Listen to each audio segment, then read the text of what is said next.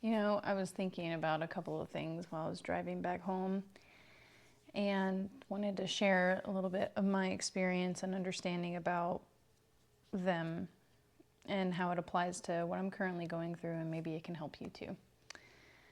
So, for those of you who don't know, I, experienced some car issues recently that put me in a pretty vulnerable situation, pretty compromised situation,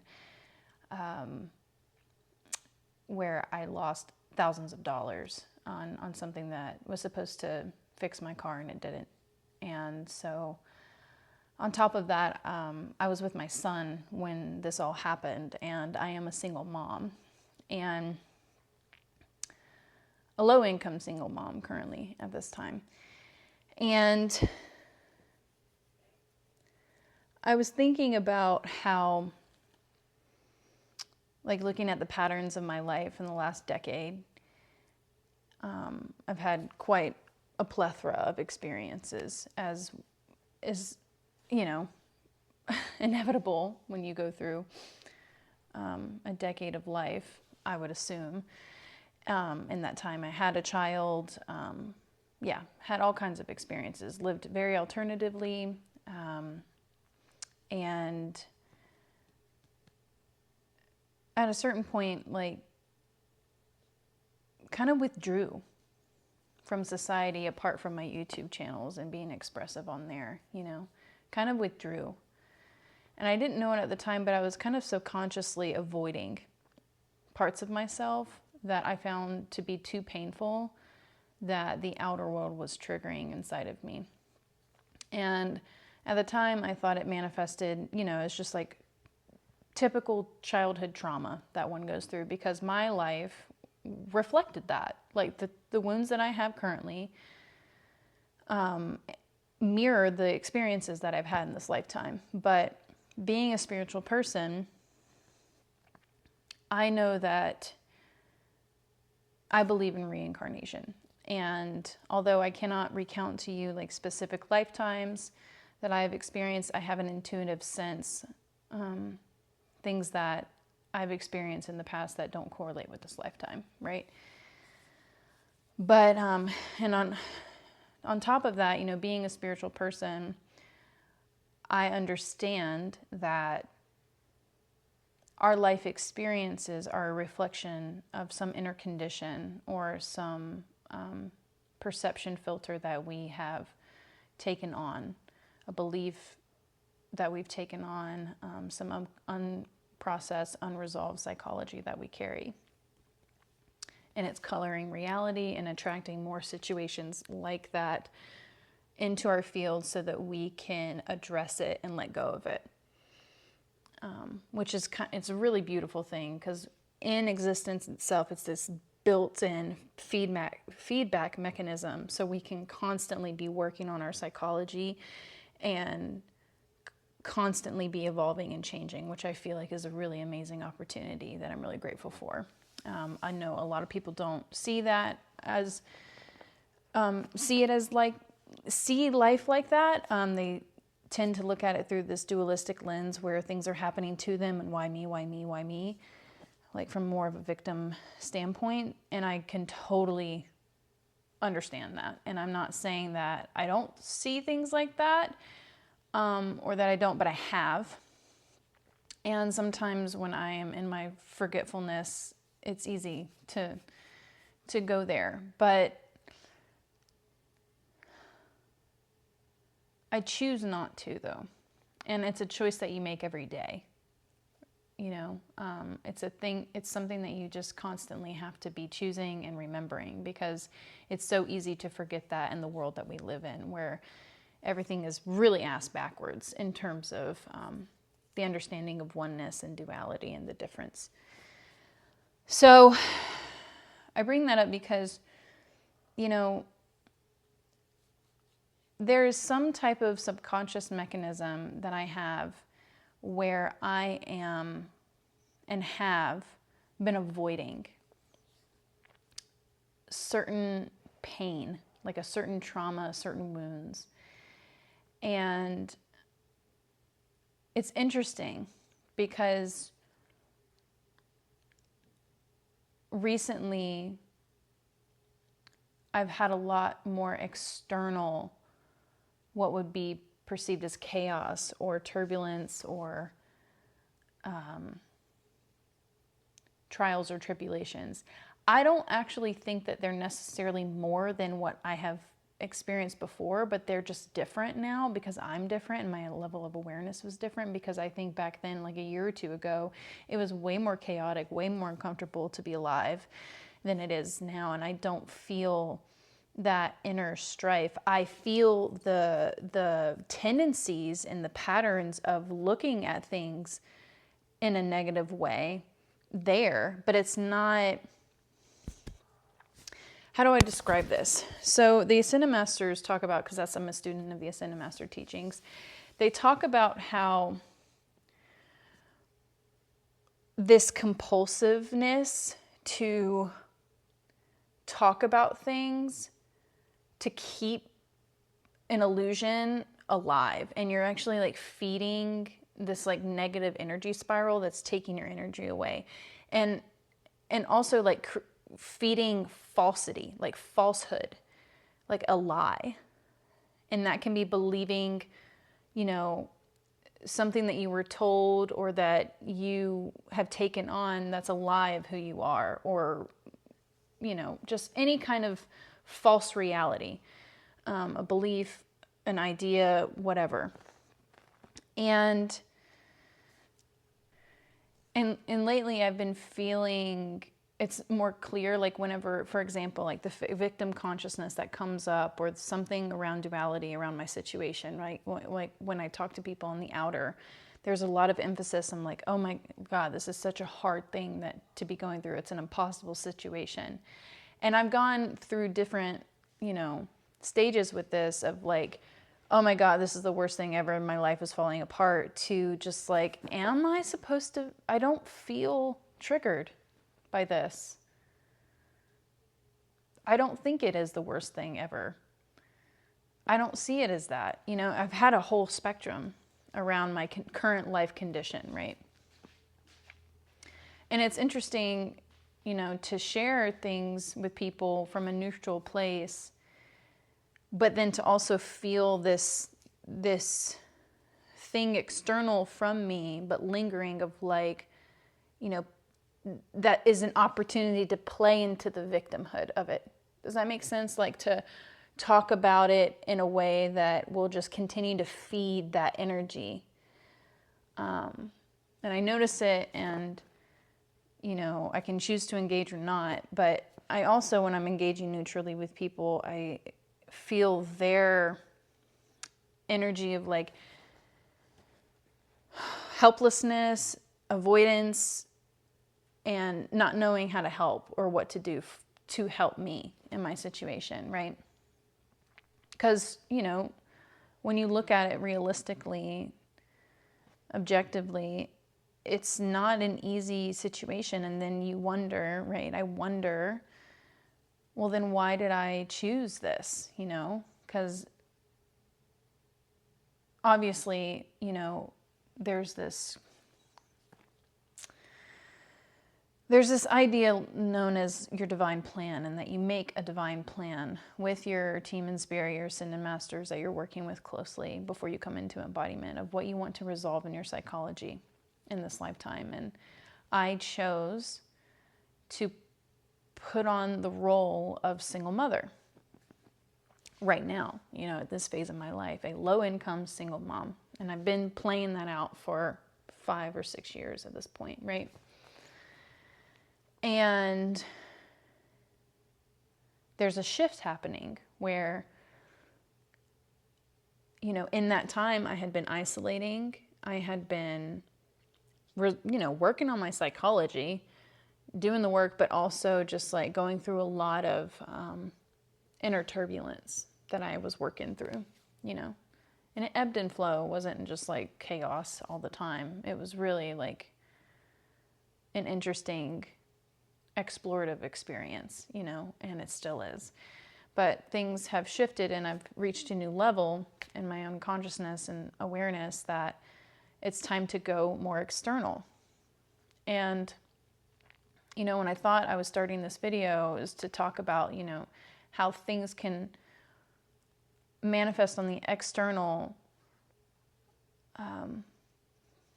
for certain reasons, or at least one of the reasons why I feel like they're manifesting for me in this way, to pull me back into the physical world, to stop running and to stop hiding.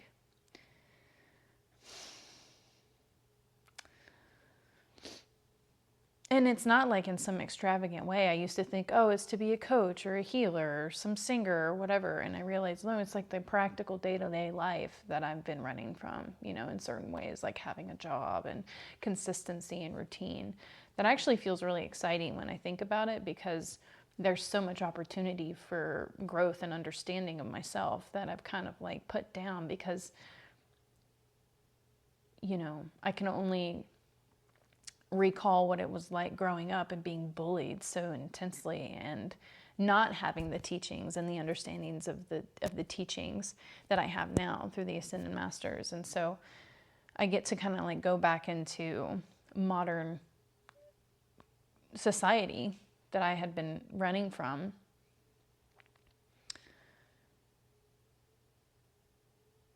And not act out through those separate selves, instead of just observe and depersonalize.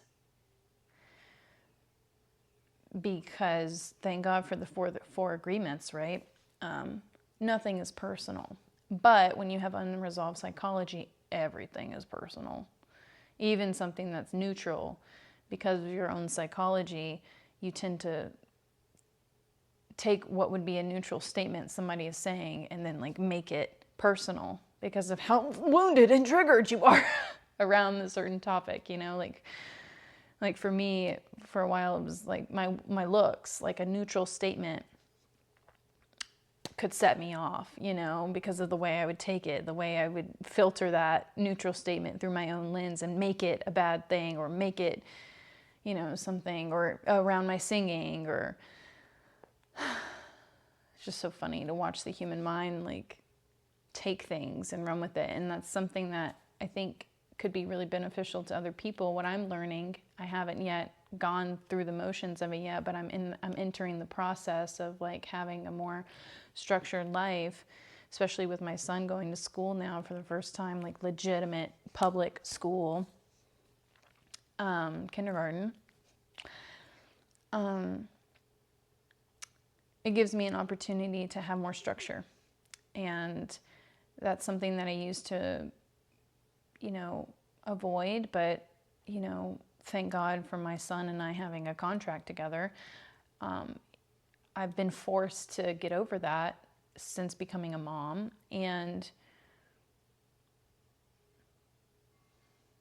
just realizing like the value of being anchored into the physical world, not just up here in your head all the time and just like spinning in circles over and over again,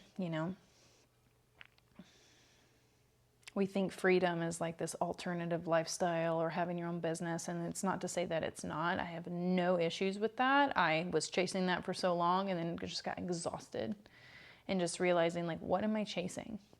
Oh, maybe I'm running. Not to say that these things won't manifest and I won't have like my own business helping people or doing something with my singing, but like you got to start somewhere. And what I had been doing was just like continuously self-sabotaging. And I just have reached a level within myself that I can see it and choose something differently. And I feel like I'm finally like ready to do that instead of just doing the same cycle again, and it feels really liberating, feels really freeing. And I'm really curious with this new understanding and awareness. Sorry, I just hit you. How I can reintegrate into a more normal job and just see what that's like and know that nothing lasts forever. And I'm ultimately just here to learn, and everything is an opportunity. Everything is an opportunity. Everything, every single thing is an opportunity, an opportunity. Hey, Vanya. I've been house sitting a Russian wolfhound. Do you know what those are? They are gigantic, cute as can be, lean, narrow-faced doggies. You want to come say hi? And humongous. Come here.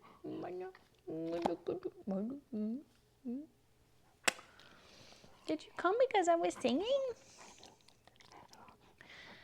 Everything is an opportunity. Every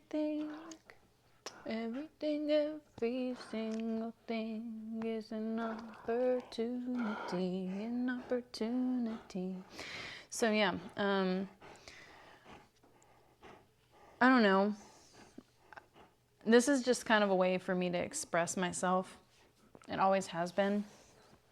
And to kind of get it out. Because, you know, people or partners or family, they're not always there to just like hear this, you know? And at the end of the day, I have myself. And I'm really grateful that I have myself. Oh, man. I think at one point for a long time, I was just like, oh, I wish I just had like a twin flame to talk about all this stuff and like not feel so alone. But then I realized, like, look, I am my twin flame. Like I am my soulmate, you know. Not to say that I won't have that, you know, in the future, especially as I work on my psychology and allow that kind of vibration, you know, allow myself to actually receive that kind of connection. Because that's one thing, you know, it's one thing to like really want something, but can you actually receive it? Like, can your nervous system actually handle your psychology? Can it actually handle being met in an equal partnership?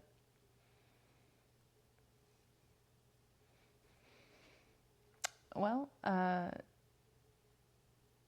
will inevitably experience that because I'm not going to stop resolving my psychology and I'm not going to stop learning and growing. And so inevitably, I'm going to get to that point whenever that happens. And I'll cross that bridge when I get to it and then experience that because I feel like, you know, that's a part of my life plan too. And there's just so much excitement, you know, and opportunity despite your circumstances. You know, you may be a single mom like me. You may be low income like me. You may have some car issues like me. You may not have employment or steady income like me, but you also have a lot of opportunity. Like for me, like I technically don't have a house right now. You know, I sold my tiny house and got a little bit of money from that, and all of that money is gone now. And but I used this time to get serious about my life and my responsibilities as a single mom, and right on time with school starting for Phoenix, you know, free public school and a specialized school just for primary age, utilizing community resources like the YMCA. Like, God bless the YMCA, dude. I get to go to the gym for 2 hours for free with free childcare for 2 hours. Like, after school care, that's affordable. Parents' night out, that's affordable. You know, like my kid learning how to do sports and swim affordably. Like I get to utilize like, you know, childcare vouchers from my school. I get to get financial aid because of my economic situation. I potentially get to have some assistance with transportation for Phoenix's for his school, getting him to and fro. I get to have time to potentially find a job that can work within my son's schedule of, you know, being in school. And there's just so much opportunity, you know? I started a fundraiser. There's platforms that allow people like me to like start fundraisers and try to get, financially off their feet to be able to afford this repair or a new car. It's a very weird situation I'm in because the car's transmission went out and then fixed itself and is drivable, but is still not dependable because it could not work again, because that's what happened to me. It broke down. It was working okay after that breakdown. I mean, it took a long time. It was shifting weird. It was slipping for several days, and then all of a sudden it was fine. And then it broke down again a couple days ago.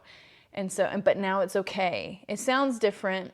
So I'm just like crossing my fingers with this thing. And again, gratitude that I still have a working vehicle, and even if it does, I don't know what I'm going to do with that situation, because I do need to have reliable transportation if I'm going to be working in Phoenix. It has to be in school. So I'm raising money for either a new car or to fix this thing, because either way it's going to cost the same.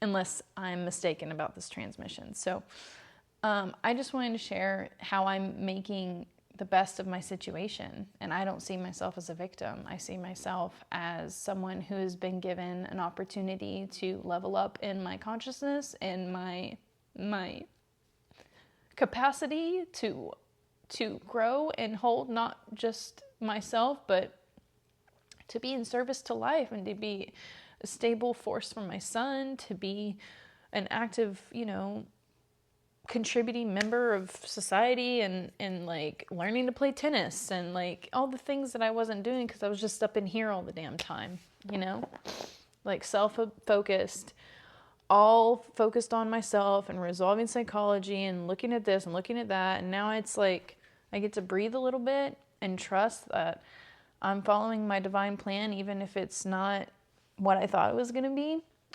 Because it's not about your outer manifestations, it's about your inner intuitive sense, and just like trusting that this is going to lead to the next thing and the next thing. And that's kind of the point. Maybe right now you're in an impossible situation, maybe you're not satisfied with your current life circumstances, but it's like there's always one thing that you can do that's one step, and that'll lead to another step and another step, and you just never know. I was just listening to this analogy about the car wheel. Like, if the car wheel, on its own isn't stabilized and you push it, it'll just fall over. But if you've got momentum behind it, and if you push it and has enough speed, it'll just turn, but it will stay straight up, And that's kind of like life, I'm realizing. It's just like you just got to get some momentum, and you just got to do something, even if it's not ideal, even if it's not perfect. Just like this, like living in other people's houses. Very alternative, very non-conventional. I'm technically homeless on paper, right? I don't have a physical, stable address, right? For now. But I thankfully live in an area where it's very ideal for people to come and visit and be. I live in the Appalachian Mountains. People are always coming through, and people are always leaving too to go travel. And so I have right now secured housing for a couple of months ahead, which I feel really grateful for. And I just, keep my eyes open. There's a lot of things like housing, transportation, work. It's like all the main things I'm having to work on right now to keep me showing up and going to the next level, instead of just staying where I've been and imploding, and doing nothing, I have a lot of energy to give, I have a lot of energy to exert and just like to contribute and to I think Guru Ma, when she was still in embodiment, I remember hearing one of her lectures. I think it was like a Q&A type thing, and there was an auditorium. There's so many kids, young people, all kinds of, it was mainly young people that I was seeing. And she was like, where she was at in consciousness at the time, she was like, go become the best that you can in your field, and go out there and integrate and shine your light. That's how I interpret it now. I'm tweaking it. But she was like, if you're gonna go in the medical field, go and get the highest degree you possibly can, and be a doctor, and spread your light, from that highest authority of your field. And I say it as like, just my presence alone,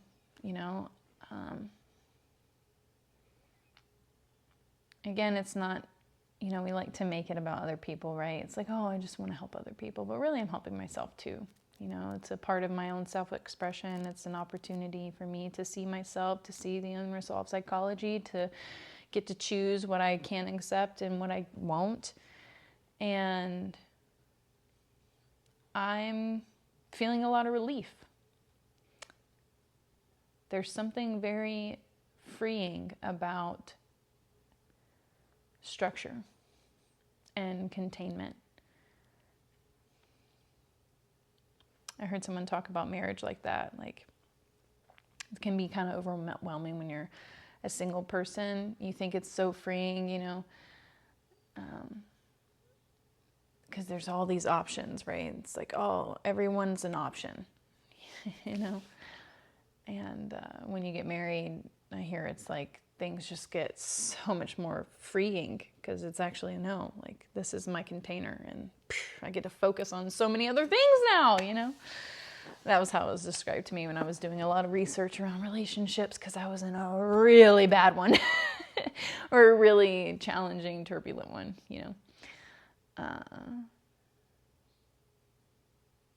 and it helped me, that helped me see, right? Instead of not engaging, because, I had all these red flags at the time that came up that didn't want me to engage. There was also this compulsiveness to do so, because I had a lot of karma to resolve and a lot of unresolved psychology to resolve, to see, like, what the fuck is in there. And it turns out at the time, there was a lot of shit that I was agreeing to that I just thankfully have worked out enough to be like, no, not doing that anymore. So, thanks for listening. I hope you're well in your life, and you can take a deep exhale with me.